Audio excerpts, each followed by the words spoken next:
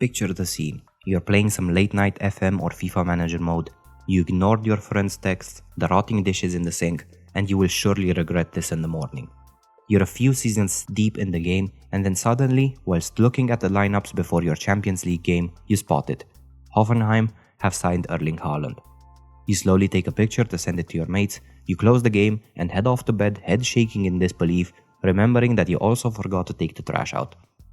If this sounds familiar, yet a tad far-fetched, you have to realize that Premier League fans in the mid-2010s experienced something quite similar when seeing Stoke City's squads. After 7 years of British pewless ball and the Britannia being basically a benchmark for scorched earth football, Stoke fans, like many others of mid-table Premier League sides, believed they could do better. Pulis was fired and Mark Hughes was appointed in 2013 to bring a new vibe of continental football. Hughes had played for Barcelona and managed the early days of the Emirati Revolution at Manchester City. So he was a sort of exotic Brit who didn't want two 7-foot centre-backs hoofing it up the pitch, and the Stoke fans finally seemed to get their wish. Signings from Barcelona, PSG and Bayern meant that 5 former Champions League winners would play for them, and in the following list, let us take a look at the most famous of them and how their careers unfolded. The Stokealona revolution kicked off with Marc Muniesa, who only made 2 senior appearances for Barcelona from 2009 to 2013.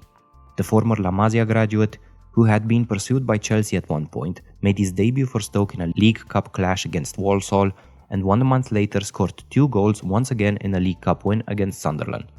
Mark Hughes kept the faith in him, and he was a mainstay during the Welshman's tenure at the Britannia Stadium, signing a new contract in 2015, and missing a penalty in the shootout against Liverpool, which saw Stoke lose the 2016 League Cup semi-final. Around that time, he began to suffer some serious injuries and he would never regain his favour with Hughes.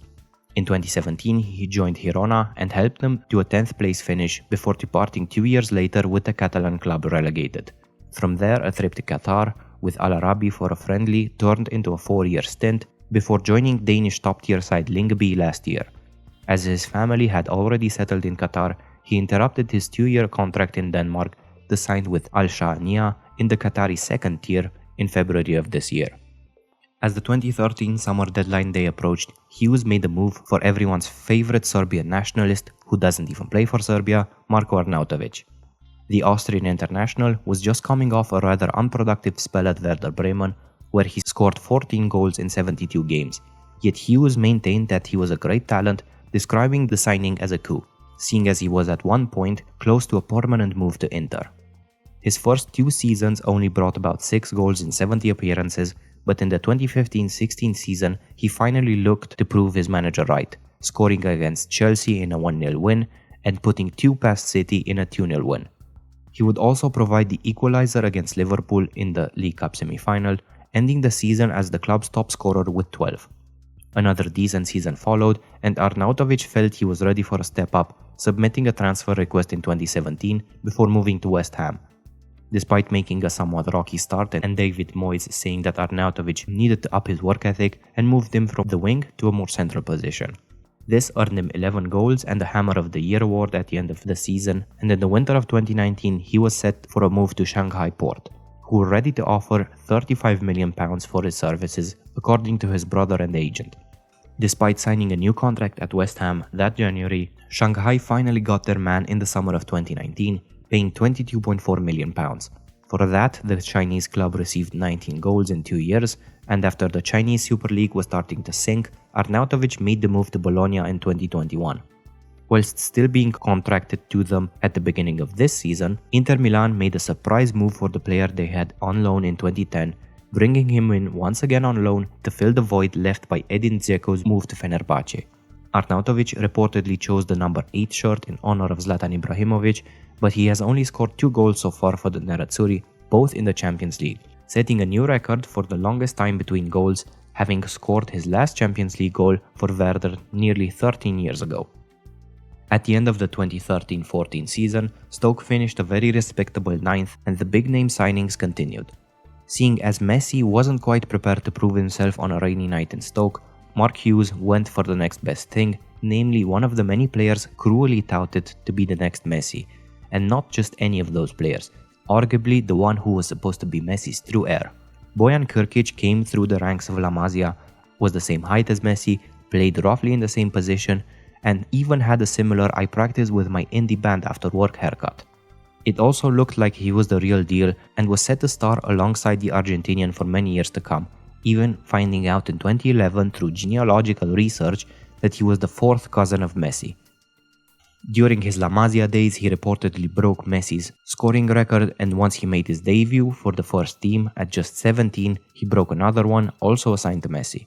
Despite his promising first season, the quality Barcelona possessed at that time meant that a starting place in the lineup was hard to find, so a move to Roma was settled, with Roma later loaning him to AC Milan. At the same time Mark Muniesa was signing for Stoke, Barcelona had just re-signed Bojan due to their buyback clause and sent him out on loan to Ajax. Once his loan in the Dutch capital ended in the summer of 2014, Hughes paid £1.8 million and brought the next Messi to the Britannia. It is highly unlikely that all the rainy night in Stoke memes had any influence on that move, but I like to think they did. Still just 24 and looking to revive his career, Bojan actually looked more than decent once he got used to his new surroundings, finishing the season on 5 goals. However, an injury and bad form towards the end of the next season meant that by the time he entered his third season in England, he had fallen out of favour with Hughes. A loan move to Mainz was agreed in January 2017, who were embroiled in a relegation battle. His only goal for the team would come in a 2-2 draw against Bayern, a goal which meant that Bojan was only the 7th player at the time to score in all of Europe's top 4 leagues. Having departed Mainz after helping them retain their Bundesliga status, a new loan, this time to Alaves, didn't do much for Bojan's career, and in 2018 he was back at Stoke, this time in the Championship. Even though he was a fan favourite, Gary Rowett and later Nathan Jones didn't offer him much game time, and he left the club in the summer of 2019, heading to Montreal Impact, where former Barcelona teammate Thierry Henry had just been appointed as manager. Just as Henry left in 2021, Bojan would also depart for Japan, joining another one of his former teammates, Andres Iniesta, at Vissel Kobe. He scored just once in 20 appearances for the Japanese club, and in the summer of last year, he announced his retirement at the Camp Nou at just 32 years old. After retiring, Bojan shared his experiences in a documentary produced for Rakuten TV and wrote a book detailing how anxiety had negatively impacted his career. Right before signing for Stoke, as he was heading to meet the team for the first time, he had a massive panic attack, forcing the plane that he was on to break off their takeoff preparations, and the anxiety caused by being thrust into the limelight as the next big thing at just 17 would dog him throughout his career. Those who have seen him play in his youth know that there was real talent there. Maybe not on Messi's levels, but definitely close.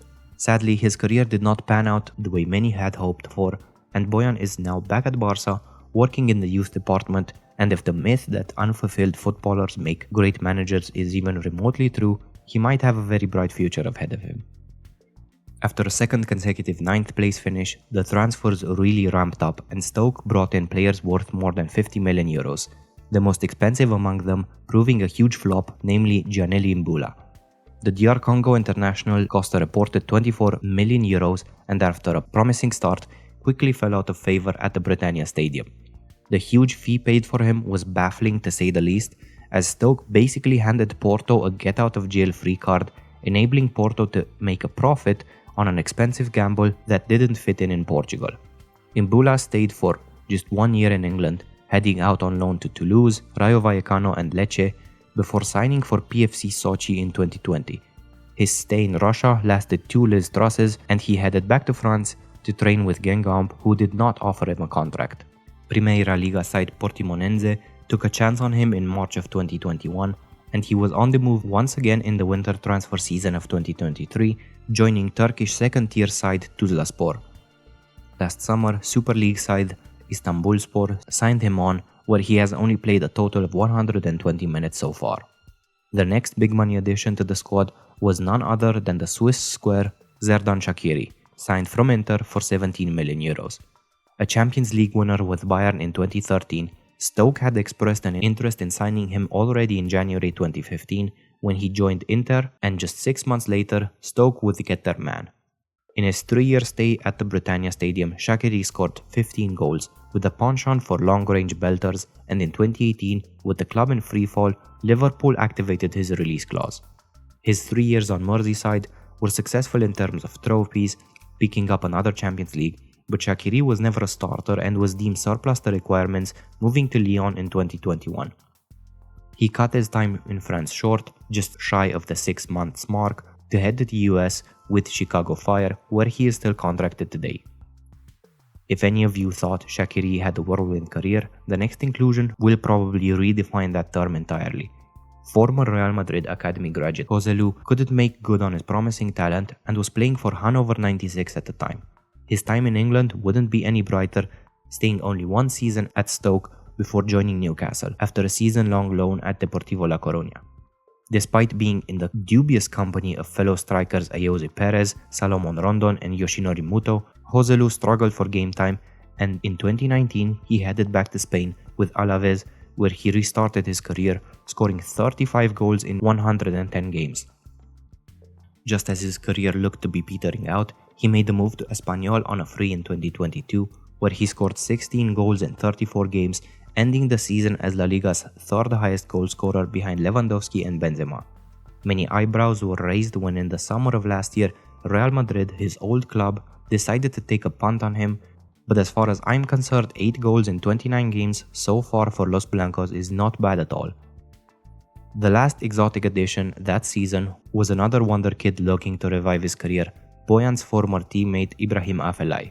Similarly to Bojan, the pressure of joining Barcelona early in his career proved too much for him, and after unsuccessful loans at Schalke and Olympiacos, Mark Hughes' house for struggling wonder kids seemed like a good place for a restart. Sadly for him, he only played 49 times for Stoke in 5 years, and in 2019 his contract was terminated by mutual consent. One last hurrah back at his boyhood club PSV did not materialize, and he retired after making only 4 appearances for the club. Nowadays, Dutch TV audiences can see him work as a pundit. With all these new additions, Stoke once again finished, you guessed it, 9th. But they did reach the League Cup semi-final that year, and next season Hughes pursued a more domestic transfer strategy, signing Joe Allen from Liverpool and Saido Berahino from West Brom, but he couldn't help himself when Bruno Martins Indy became available, bringing him in on a season-long loan. The defender looked like $1 million playing for an unfancied Netherlands side led by Louis van Gaal that reached the semi-finals of the 2014 World Cup, but couldn't continue that form at Porto. The season-long loan turned into a 5-year stay, remaining at the club even after Stoke's relegation, and in 2021 he joined AZ Alkmaar, where he's still going strong today. At the end of that season, the first signs of a drop-off were beginning to show, with Stoke finishing 13th. So at the beginning of the 2017-18 season, the cash was splashed again, namely another €50 million. The 3 players signed for a fee that season were Kevin Wimmer from Tottenham, Badou Ndiaye from Galatasaray and Moritz Bauer from Rubin Kazan. All of them were unmitigated flops, who went out on multiple loans and currently play for Slovan Bratislava in Slovakia, Pendikspor in Turkey and Servette in Switzerland respectively. The 2 players I am interested in and will be covered here joined for no fees, but before we get to them, a few honorable mentions are in order. Namely, Peter Crouch, who played for Stoke throughout this time from 2011 to 2019 and finished several times as the club's top scorer during that time, and now works for a pundit continuing to be one of the most unhateable people on the planet. Eric Peters, who is still playing in England for West Brom nowadays, former Manchester United youngster Mambiran Diouf, who spent 6 years at Stoke before journeying across the Turkish league and is now playing at Göztepe, Chelsea loanee and professional animal abuser Kurt Zuma, who is now at West Ham, and finally, former Swansea hidden gem Wilfried Bony, who only spent 1 season on loan at the club and is currently playing in Bolivia for Club Always Ready. The final 2 inclusions on this list are probably proof that knowing your worth, keeping your head down, constantly working on improving yourself, and always being available for whatever your manager asks of you can turn a mediocre career into a truly stellar one. Of course, the opposite is also true, as you have probably guessed that the 2 I'm talking about are Eric Maxim Choupo-Moting and Hesse. Choupo-Moting was a Hamburg youth product who played for Nuremberg, Mainz and Schalke, never finding a true home for himself before joining Stoke on a free in 2017. He would score 5 goals that season as the Potters went down, and in one of the most baffling transfers of all time, he joined PSG at the end of the season before moving to Bayern in 2020 after PSG lost the Champions League final against the Bavarians. Undoubtedly a quality player, Choupo-Moting blossomed in his later career into the ultimate backup striker, and is still contracted to the Bavarian club. On the other hand, Hesse was a Real Madrid youth product and made a promising start in the first team and forced a move to PSG due to his lack of game time. Such was the hype around him in the early and mid-2010s that his PSG contract included an anti-Barcelona clause. However, once he reached the French capital, a lack of form and injuries caused him to be loaned out to Las Palmas, Stoke, Real Betis and Sporting CP. In 2021, his PSG contract was terminated and he embarked on a classic failed superstar journeyman career playing for Las Palmas, Ankara Gücü, Sampdoria and is currently with Coritiba in Brazil. He is often viewed as one of the biggest clowns in football, and he gained his reputation due to his off-pitch lifestyle, which included incidents such as learning that he was a father on Instagram, a public and acrimonious breakup with his wife, and breaking lockdown protocols whilst at PSG to attend a party in the Canaries, where of course he was involved in a sex scandal. Counterbalancing that is his music career with his reggaeton band called Big Flow, and I know having a reggaeton band arguably makes you an even bigger clown, but Hesse has donated all the proceeds from his single La Prueba to congenital hyperinsulinism research. We shouldn't forget the mastermind behind the Stokealona era, Mark Hughes, who departed at the end of the 2018 season with Stoke heading for the championship and is currently unemployed after unsuccessful spells with Southampton and Bradford City. Stoke's mid-2010s exploits are probably the biggest proponent of you only know what you've got till it's gone and be careful what you wish for because you just might get it. So I want you to let me know in the comments if mid-table Premier League fans should be happy with the situation they're currently in or risk it all to possibly reach European football. Thank you so much for staying on until the end. If you like this kind of content and want to see more stories from the world of football, consider subscribing to my channel and liking the video. I hope to see you next time and wish you all the best.